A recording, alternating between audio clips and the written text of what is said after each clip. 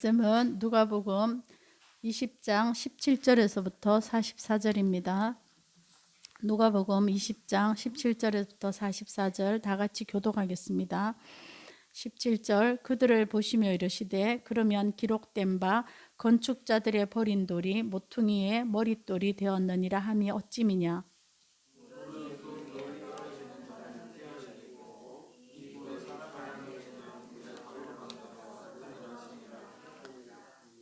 서기관들과 대제사장들이 예수의 이 비유는 자기들을 가리켜 하신 말씀인 줄 알고 즉시 잡고자 하되 백성을 두려워하더라.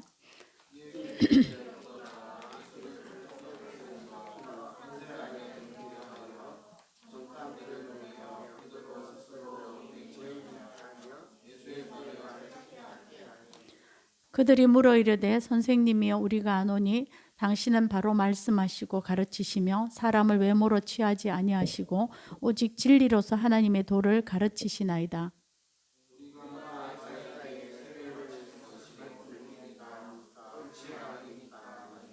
예수께서 그 관계를 아시고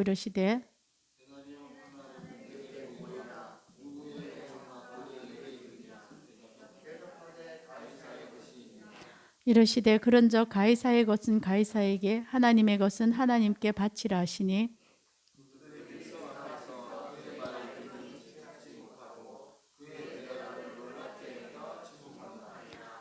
부활이 없다고 주장하는 사두개인 중 어떤 이들이 와서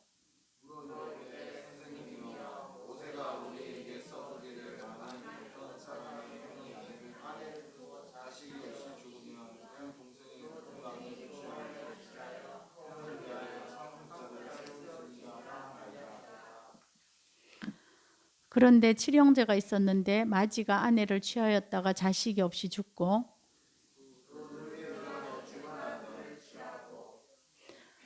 일곱이 다 그와 같이 자식이 없이 죽고 일곱이 다 그를 아내로 취하였으니 부활 때에 그 중에 누구의 아내가 되리이까?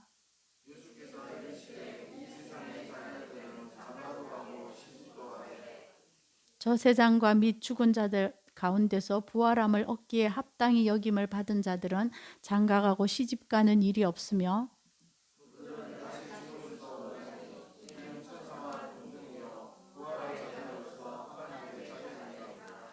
죽은 자가 살아난다는 것은 모세도 가시날무 떨기에 관한 글에서 주를 아브라함의 하나님이요 이삭의 하나님이요 야곱의 하나님이시라 칭하였나니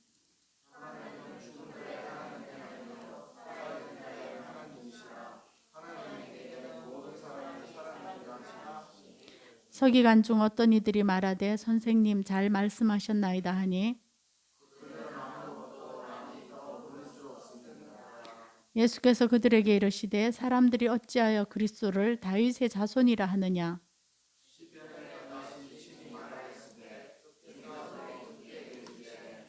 내가 내 원수를 내 발등상으로 삼을 때까지 내 우편에 앉았으라 하셨도다 하였느니라.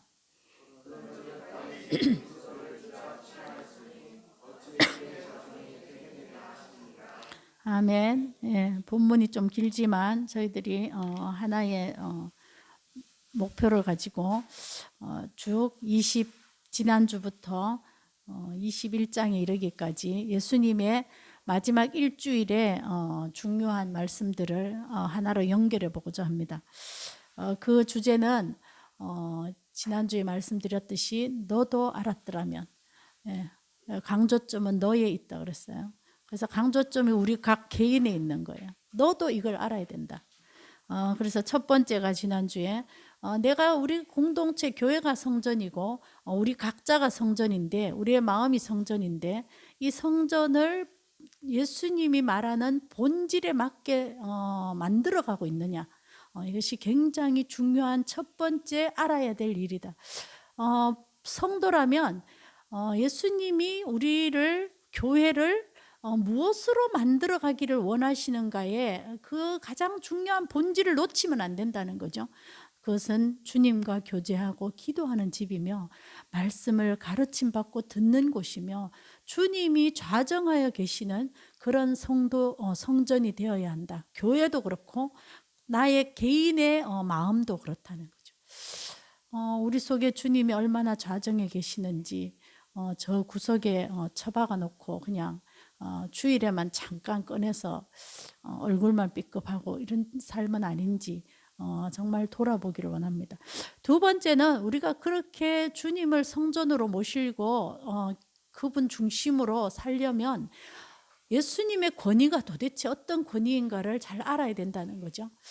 우리는 그 주님의 권위에 대해서 사실 주님이 가지신 권위만큼 우리가 생각하지 못하고 있는 게 사실입니다. 주님이 곧 하나님이시고 그분이 가진 전능함, 그분이 가진 능력과 온전함과 그분의 사랑을 우리가 100만 분의 1이라도 알고 죽을까? 그것이 두 번째 중요한 것은 내가 예수님의 정말 권위 있는 능력 있는 분이라는 것을 얼마나 시인하고 있는가가 신앙생활에 굉장히 중요한 것이다. 세 번째는 이제 예수님이 그 포도원 비유를 들면서 이 포도원이 결국 하나님이 주인이고 우리의 모든 삶은 포도원이 될 수 있는데 그 포도원에서 내가 누구를 주인으로 섬기고 있는가를 늘 돌아봐야 한다. 그것이 지난주 말씀이었습니다. 오늘은 이제 그 17절에 보면 예수님이 이렇게 말씀하십니다. 기록된 바 건축자들의 버린 돌이 모퉁이의 머릿돌이 되었다. 이렇게 말씀. 이것은 시편 118편 25절 이하 나오는 말씀으로 6월절, 지금 6월절이 다가왔잖아요. 이제 오늘이 뭐 화요일쯤이나 이래 되면 이제 목요일 되면 6월절입니다. 금요일 되면 예수님이 잡히시고 돌아가셔요. 이제 막 긴박한 상황 앞에 있는데 이 6월절에 이 118편 이 본문을 읽으면서 저희들이 이거를 노래로 낭송하면서 6월절을 지냅니다. 그 귀절이 이 귀절이에요.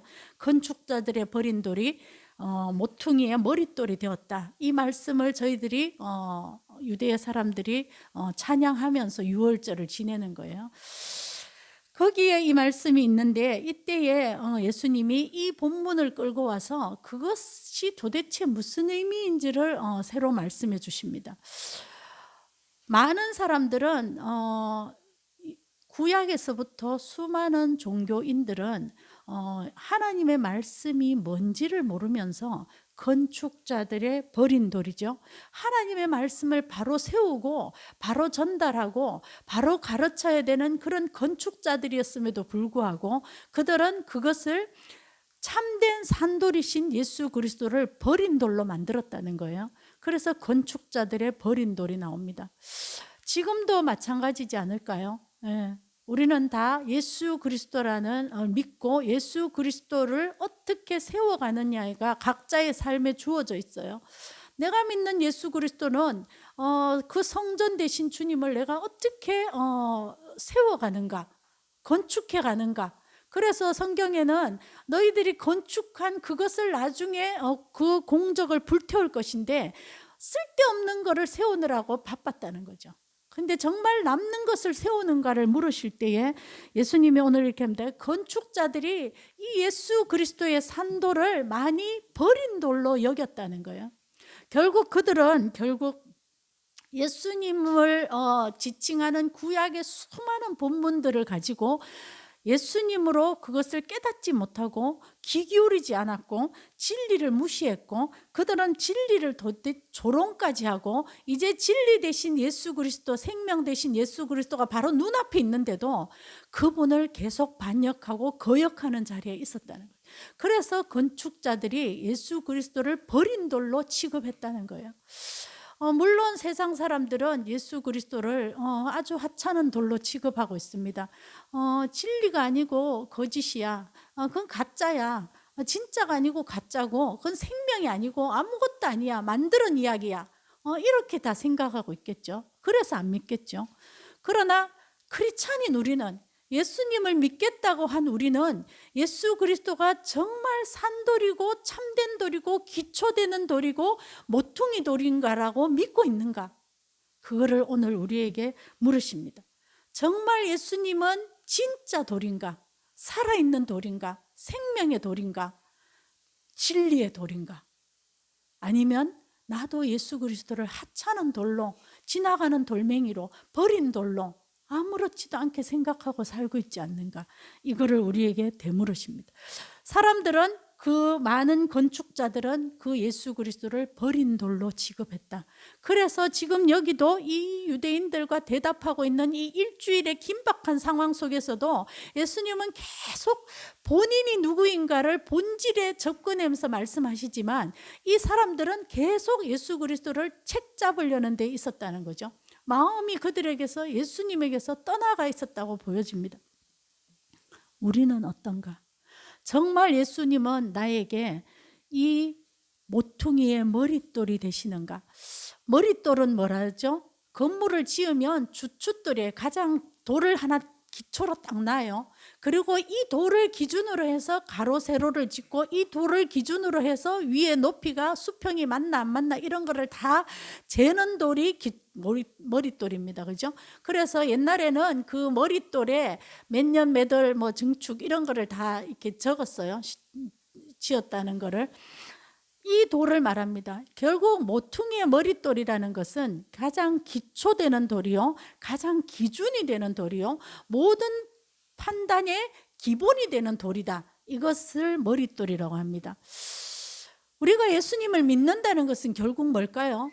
그냥 믿고 천당이 아니라 예수님이 우리의 생각과 우리의 인생과 우리의 모든 거에 기초요, 기본이요, 가장 기준이 되는 그런 돌이라는 것이에요. 우리는 예수님을 어떻게 믿고 있는가? 내 인생은 내 인생이고, 그냥 예수 믿는 거는 나의 뭐 어떤 부분을 보충해 주는 것이고, 모든 기준과 기초와 모든 기본은 내가 자라온 그 환경, 내가 생각해온 그걸로 그냥 판단하면 끝이다. 이렇게 하면 건축자의 버린 돌처럼 예수님을 취급한다는 거예요. 우리는 예수님을 어떻게 대해야 되냐? 예수님이 말씀하신 모든 진리와 성경의 모든 것들이 그것이 기준이요, 기초요, 기본이라는 거예요. 거기에 내의 모든 인생들을 거기에 기초해서 새로 세워가면 그것은 절대 무너지지 않는, 상황이 어떻게 되더라도, 심지어 죽음이 오더라도 병이 오더라도 어떤 상황에서도 이겨낼 수 있는 그 기본과 기초가 거기에 있다는 거예요. 예수 그리스도가 힘이라는 거예요. 예수 그리스도가 진리고 생명이고, 그것에 기초하면 모든 것들을 잘 세워갈 수 있는 가장 귀한 머릿돌이 된다. 주님은 우리 성도님들에게 도대체 어떤 돌로 되어 있습니까? 베드로에는 그걸 산돌이라고 그랬어요. 영원한 산돌이라고 그랬어요. 그러면 나에게는 예수 그리스도는 정말 머릿돌이신가? 모든 상황이나 모든 인생을 점검해 나가는 기준이며 기초이신가? 이것이 오늘 주님이 말씀하시는 겁니다. 그래서 뒤에 18절에는 이 돌 위에 떨어지는 자는 깨어지겠고, 이 해석이 분분하지만 어쨌거나 앞에 절은 예수님을 믿은 자들은, 이 돌 위에 떨어지는 자는 자신의 기초하고 있던 것들을 다 깨부술 수 있다는 거예요. 내가 인생으로 살았던 내 경험, 내 지식, 내 모든 것들을 다 깨어낼 수 있다는 거예요.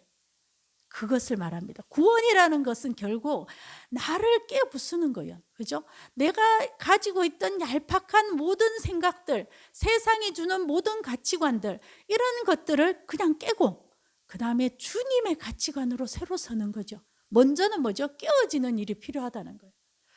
그 다음에 두 번째 나오는 것은 돌이 사람 위에 떨어지면 그는 심판을 받는다는 거예요. 내가 돌 위에, 주님 위에 떨어지면 나는 비록 깨어졌지만 새로운 인생, 새로운 기초 위에 새로 세워질 것이고, 그러나 이후에 그 주님이 그 변하지 않는 사람들 위에 떨어질 때는 심판이 있을 것이다. 이 두 말씀이 있다고 보여집니다. 그 다음에 이제 19절부터 넘어가면, 그런 삶에서 기초를 우리가 예수 그리스도로 정했지만 그렇게 살아가는 자들은 이 땅에 살잖아요, 우리가요. 물론 이것은 지금 그 유대인들이 예수님을 책잡기 위해서 너가 가이사에게 이 세금을 바쳐야 한다라고 말하면 이스라엘 사람들에게, 모든 백성들에게 원망을 들을 것이고, 바치지 말라고 말하면 로마로부터 엄청난 그 반역자의 소리를 들을 그런 묘안을 가지고 이 사람들이 질문을 한 거죠.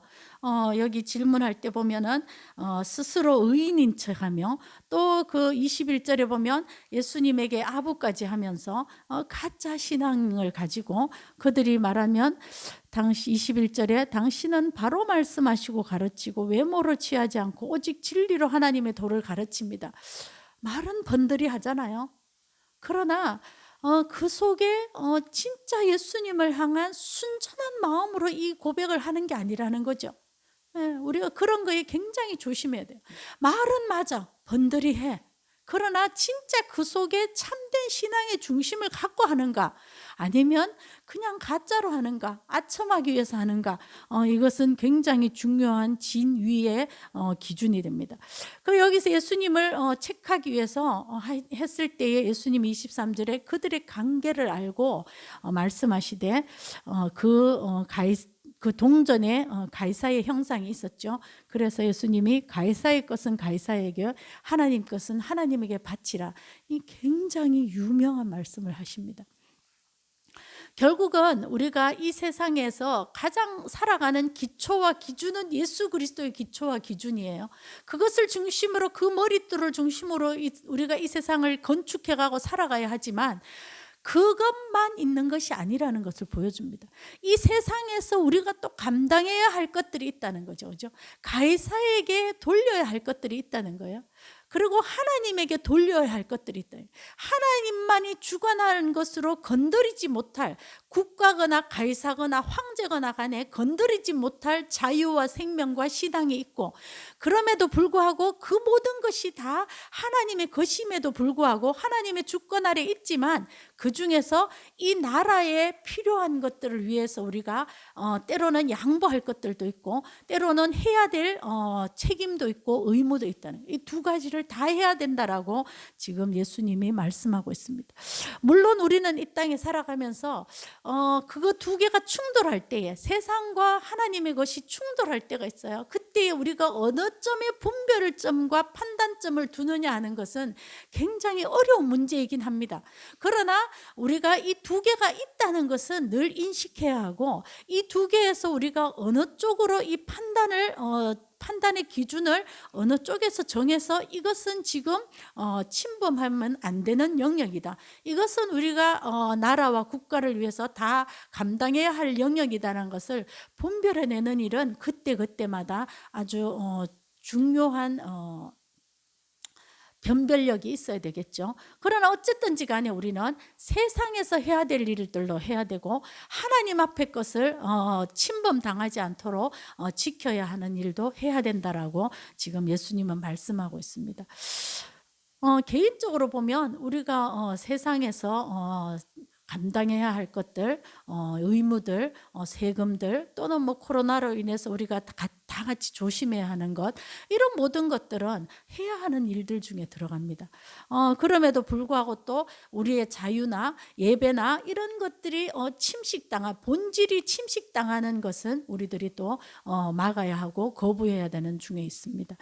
이것이 지금 이제 한국 교회의 굉장히 어려움 중에 하나고 기도해야 되고 변별력을 가져야 되는 것 중에 하나입니다. 어쨌거나 간에 이 모든 것들을 하기 위해서는 21, 22, 23절의 말씀이잖아요. 이것을 내가 무슨 의도로 판단하느냐가 중요하다는 거예요. 그들은 예수님을 책잡기 위해서, 자기가 옳은 척하기 위해서 그들의 관계를 가지고, 나쁜 속마음을 가지고 이것을 변별하면은 치우치게 된다는 거예요. 중심을 잘 바로잡고 주님의 참된 신앙을 가지고 이것을 변별해야 된다. 참 어려운 말씀입니다, 이 말씀이 사실은.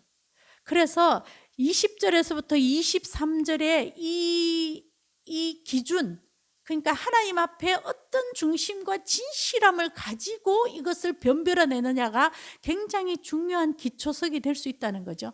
그 다음에 하나는 24절이죠.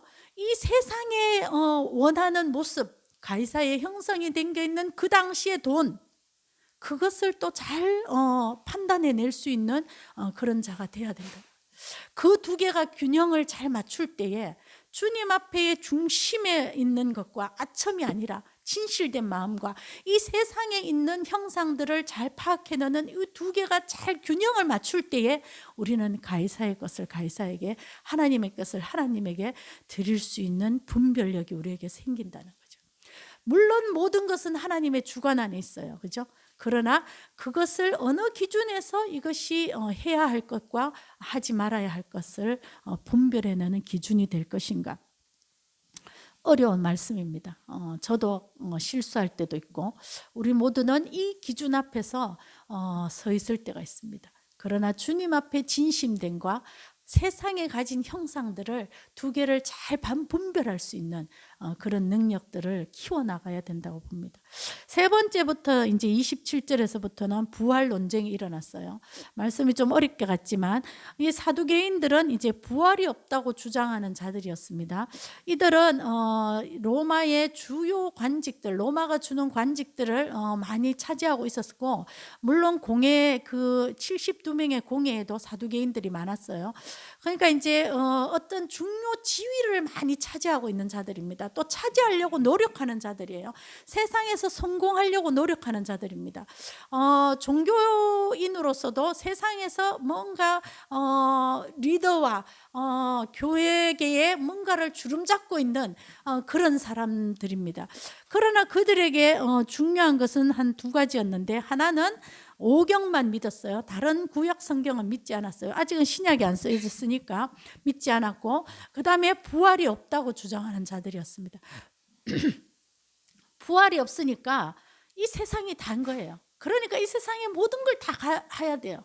그들이 갖고 있는 이 문제 중에 하나의 이제 형사치수입니다. 한번 따라해 볼까요? 졸지 말고. 조는 분은 없지만 졸까봐. 자, 형사치수. 예, 형사가 취조하는 게 아니고 형사치수, 형이 사하면 취수, 형수를 취한다. 이거에 구약의 한 법입니다. 왜 이렇게 했냐 하면 형이 죽으면 그 가문이 끊어지는 거예요.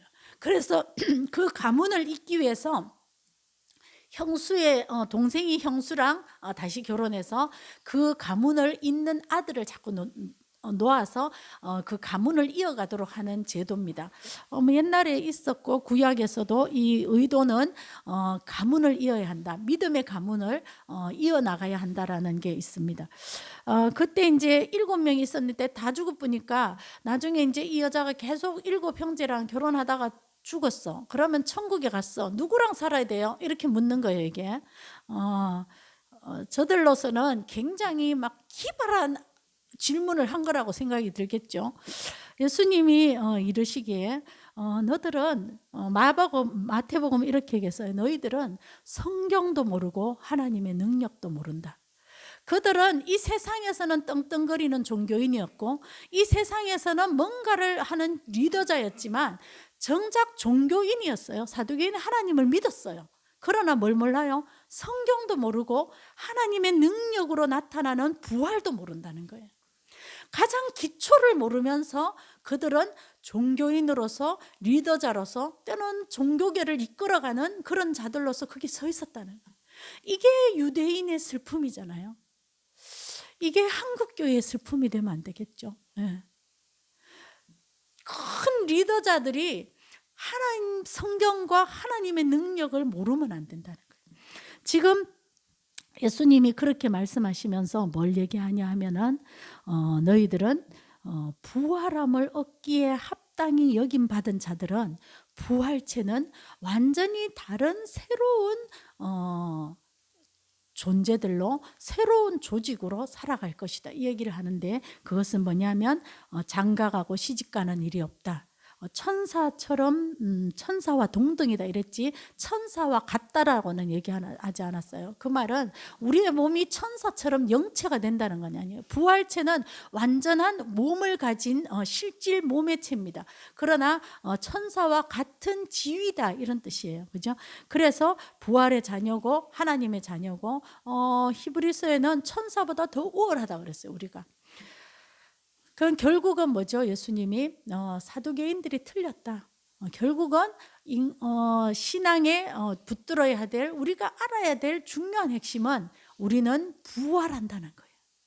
그리고 부활의 자녀고 하나님의 자녀고 우리의 몸은 완벽한 예수 그리스도의 모형, 예수 그리스도의 부활의 몸을 따른 그런 형상으로 변화된다는 겁니다. 그죠? 그래서 37절에 예수님이 굉장히 중요한 말씀을 하시는데, 모세가 예수 그리스도 주를 어떻게 불렀냐 하면 아브라함의 하나님이고 이삭의 하나님이고 야곱의 하나님이다, 이렇게 칭했다. 이 말씀의 굉장히 중요한 핵심은 뭐예요? 아브라함의 하나님이었고 이삭의 하나님이었고 야곱의 하나님이었다가 아니라는 거예요. 이다 현재형이에요. 그러니까 아브라함도 죽었고 이삭도 죽고 야곱도 다 죽었어요. 그러나 뭐죠? 그 하나님은 지금도 그 현재형, 아브라함도 살아있는 현재 하나님이고 이삭도 살아있는 현재 하나님이고 야곱도 현재 살아있는 자의 하나님이다, 이 말이에요. 결국 아브라함, 이삭, 야곱이 부활자로서 살아있는 자, 지금 현재 있는 자들의 하나님이다. 우리도 우리의 하나님이고 미래에 우리가 부활하겠지만 그때도 현재 하나님이시고, 그래서 이 말씀은 하나님에게는 모든 사람이 살아있다. 지금 ing 살아있다. 지금 뭐예요? 아브라함도 살아있고 이삭도 살아있고 우리도 천국에 가면 살아있는 존재고 이미 죽었던 과거의 존재들도 지금 살아있는 하나님, 살아있는 현재의 존재들로서 하나님과 함께 있다, 이 말씀이죠. 굉장히 어려운 말씀이지만 중요한 것은 너도 알아야 되는 중요한 것은 성경과 하나님의 능력으로 일어나는 부활에 대한 확신이 있는가, 그 말씀입니다. 나도 지금 살아있지만, 현재 살아있지만 천국에 갔어도 여전히 살아있는 ing 현재형, 아브라함이 2000년엔 죽었지만 지금도 살아있는 아브라함이고 그 살아있는 아브라함의 하나님이시다, 현재도 그 하나님이시다, 이 말이에요. 현재형이라는 거. 우리에게 이 믿음을 예수님이 원하십니다. 우리가 알아야 될 것은 성경과 부활하게 하시는 하나님의 능력을 알아라, 이 말씀을 하시죠. 그 다음에 41절부터 43절은 뭐죠? 예수님이 그 예수가 어떤 분이냐, 그 오실 분 그리스도가 다윗의 자손이냐 다윗의 주냐, 이 말이죠. 다윗의 자손으로 오셔요, 예수 그리스도는.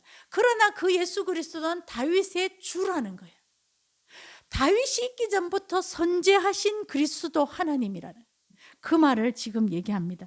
그런즉 다윗이 그리스도를 주라 칭하였는데 어찌 자손이 되겠느냐, 이 질문을 하시면서 이 두 개의 어려운 문제, 다윗의 자손으로 후손으로 오시는데 어찌 다윗이 주라고 칭한 선재하신 하나님인가, 이 두 개가 우리는 지금 이해가 되잖아요.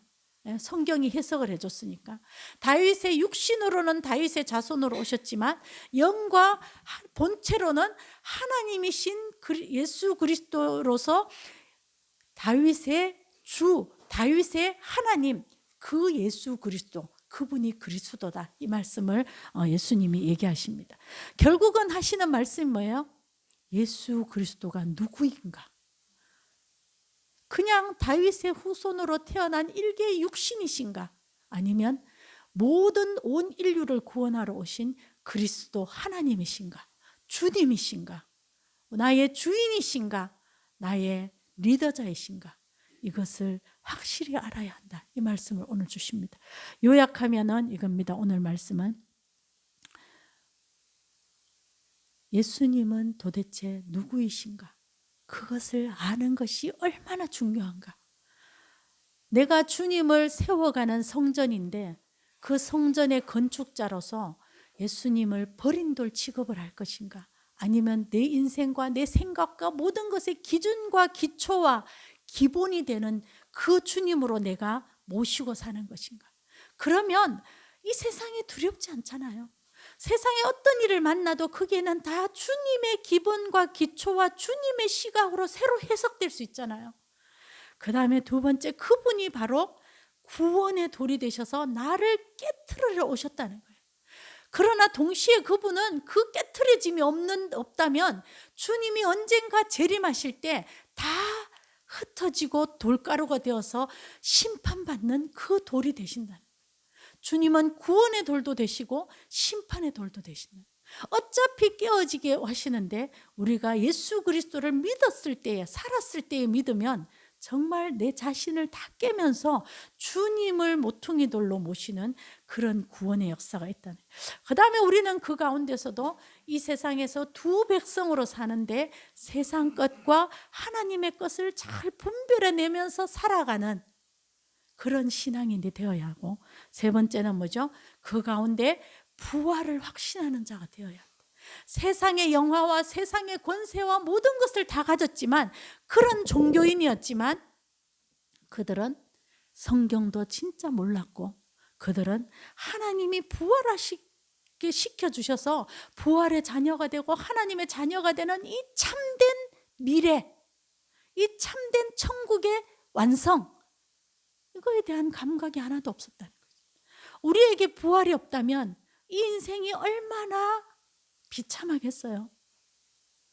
사두개인들은 부활이 없었기 때문에 저들이 종교의 리더를 잡고 나라의 로마의 직을 다 차지하고 이것이 그들에게 인생의 자랑거리요, 그들의 인생의 모든 목표였지만, 우리 크리스찬들에게는 부활이 있잖아요.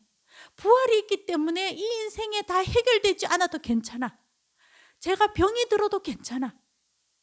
자손이 좀 안 돼도 괜찮아. 왜? 부활의 완성이 있기 때문에. 이 인생에서 뭐가 다 완성되지 않아도 괜찮은 이유는 우리는 부활의 자녀요, 하나님의 자녀요, 완성될 미래가 있기 때문이라는 거예요. 그것을 확실히 붙들라는 거예요. 그것을 붙드는 기초가 뭐예요? 다윗의 자손으로 오신, 육체로 오신 예수 그리스도지만 그분은 선지하여 계셨고 다윗의 주로 계셨고 우리의 모든 하나님 그리스도로 오신 분이라는 것을 확실히 붙잡는 것, 그것을 아는 것이 우리 신앙의 참 힘이다, 이 말씀을 오늘 하셨습니다. 다 같이 기도하겠습니다. 아버지 하나님, 참 어려운 말씀입니다. 그러나 주님, 이제 금요일이 되면 십자가에 못 박히시고 이제 2, 3일밖에 남지 않은 주님의 인생의 마지막에 많은 사람들이 주님을 믿느냐 믿지 않느냐, 반역하느냐, 그분 앞에 무릎을 꿇느냐의 이 기로 앞에 놓여 있었을 때에 주님의 마지막 이 가슴 아픈 말씀들을 듣습니다. 너도 알았더라면, 내가 알았더라면. 이 마지막 말씀들이 우리에게도, 주님 유언처럼 주시는 이 말씀이 우리에게도 마음 깊이 와닿아서 우리는 주님의 성전으로 우리를 부르셨는데, 주님의 자녀로 부르셨는데 성전을 어떻게 만들어가며 어떤 기초를 세우며 주님을 머릿돌로 세우고 사는지 주님 인생을 새로 돌아보게 하시고, 부활의 확신과 부활의 주님, 이 세상에 살지만 가이사의 것도 있고 하나님의 것도 있는 이 모든 세상의 주관자는 하나님이시라는 것을 확실히 믿는 저희 성도들 되게 하여 주셔서, 아버지 하나님, 이 인생의 모든 힘들이 주님 그리스도 주에게서 나오는 그런 놀라운 역사와 놀라운 가치관과 놀라운 세계관들이 성립되게 하여 주셔서 인생의 소소한 많은 문제들은 비록 우리에게 굉장히 크게 와닿지만 그 모든 것들을 주님 아주 작은 것으로, 영원한 세계에 비하면 아주 짧은 것으로 주님 여기며 이겨나가며 주님 견디어 나가며 매일을 승리하며 영원까지 승리하는 그런 저희 성도들 다 되게 하여 주시옵소서. 예수님 이름으로 기도하였습니다.